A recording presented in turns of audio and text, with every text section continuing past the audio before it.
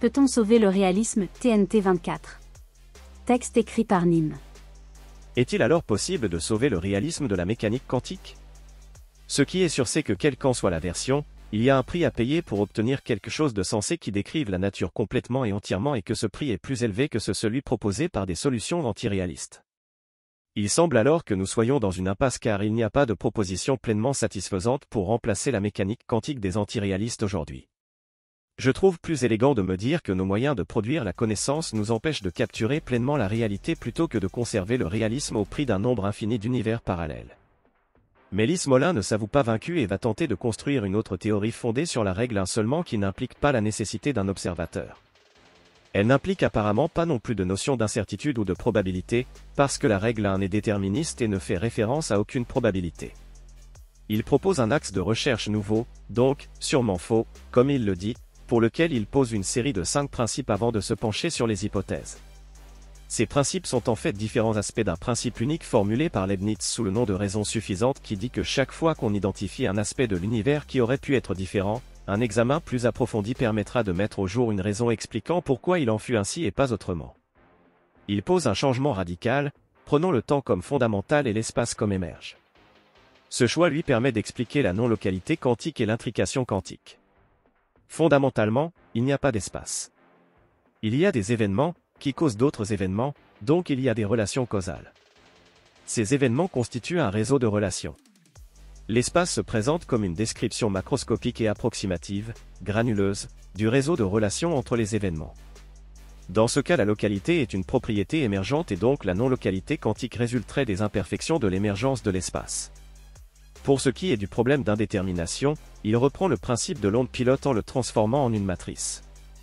Il conserve ainsi les propriétés probabilistes de l'idée et lui retire son incompatibilité avec le principe de réciprocité dont elle souffrait initialement.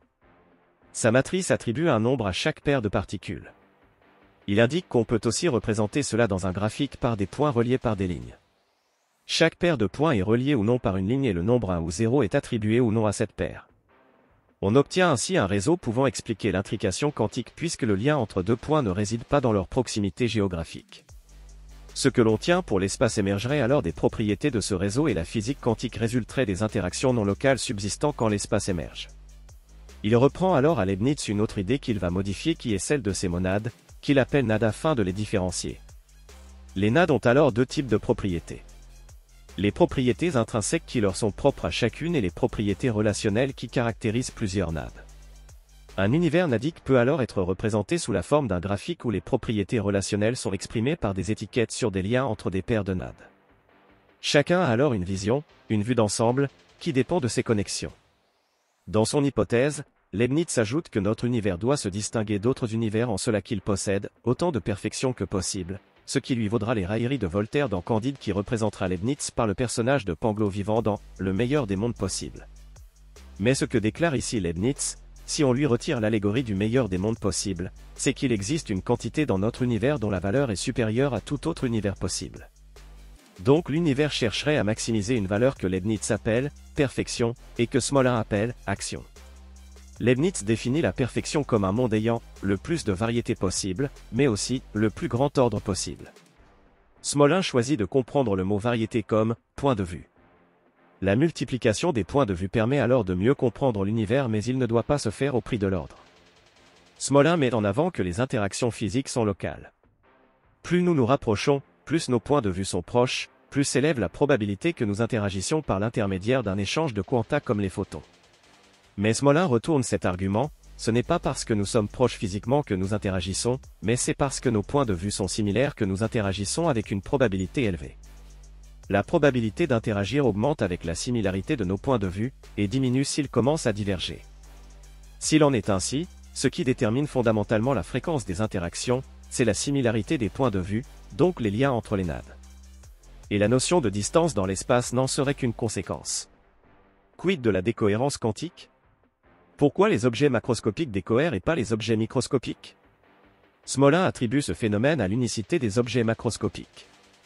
L'atome est un objet quantique parce qu'il existe beaucoup de copies presque identiques de lui, répandues à travers l'univers, qui sont très proches de son point de vue car ils sont presque en tout point les mêmes.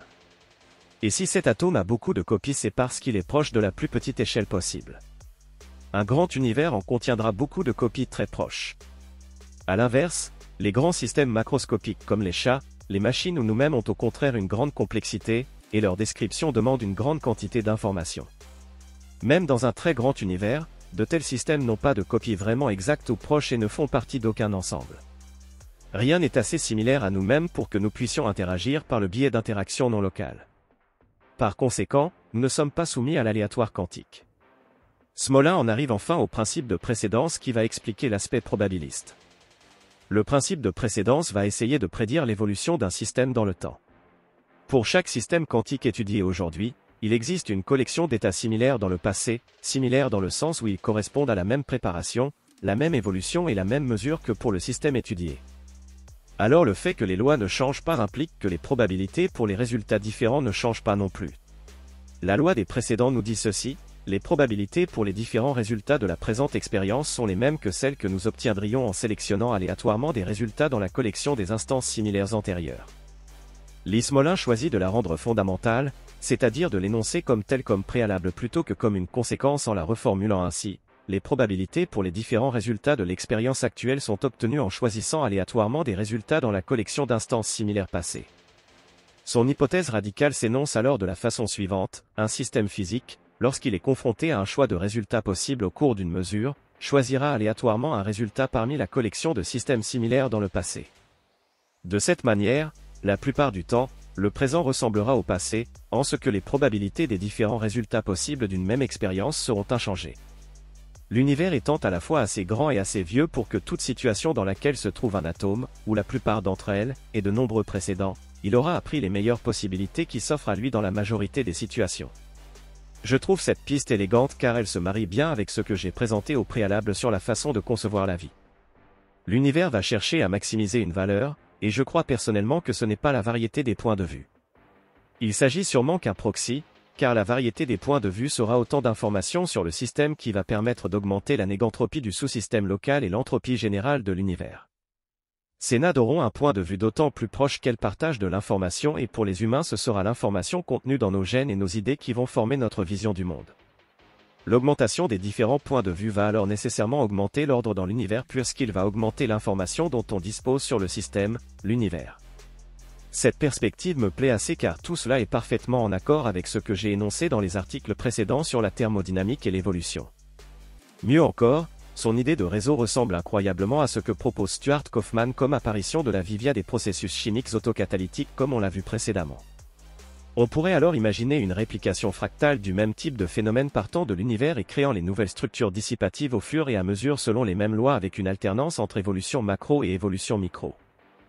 Lorsque, pour prendre un exemple opposé, Leibniz veut établir sa monadologie, il raisonne, en résumé, comme ceci: tout ce qui est complexe doit être composé de parties simples. Or, ce qui est simple ne peut être étendu, par conséquent tout est composé de parties sans étendue. Mais ce qui n'est pas étendu n'est pas matière, par conséquent ce qui constitue, en dernier lieu, les objets, n'est pas matériel et si ce n'est pas matériel, il faut donc que ce soit mental. Par conséquent, une table est réellement une colonie d'âmes. Bertrand Russell, Histoire de la philosophie occidentale. Tout dans la vision de Leibniz, en dernier lieu, les choses mondaines ne sont pas matérielles. Exactement comme le pense John Wheeler avec le hit from bit. Mais je ne pense pas que Smolin goûte trop à l'idée de l'information comme propriété fondamentale du cosmos. Elle semblerait pourtant logique et c'est d'autant plus étrange que Leibniz, à qui il reprend de nombreuses idées, est aussi l'inventeur du bit. Aucune de ces idées même n'a été plus importante que l'invention du système de nombres binaires, sur lequel sont basés tous les ordinateurs modernes. Mais je crois que si Smolin est réticent à reprendre cette idée, c'est tout simplement par peur de tomber dans l'antiréalisme ou donner du crédit à cette vision formulée par John Wheeler, qu'il a nommé l'hypothèse du hit from bit. Son tableau noir différait de tous ceux que j'ai pu rencontrer. Pas d'équation, seulement quelques aphorismes élégamment écrits, chacun présenté dans un cadre, distillant une vie entièrement consacrée à chercher la raison pour laquelle notre monde est quantique. Un exemple typique était It from Bit. Wheeler fut l'un des premiers à suggérer de considérer le monde comme étant constitué d'informations, et l'information comme plus fondamentale que ce qu'elle décrit. Une forme d'antiréalisme, très à la mode en ce moment sur lequel nous reviendrons. Lee Smolin, La révolution inachevée d'Einstein.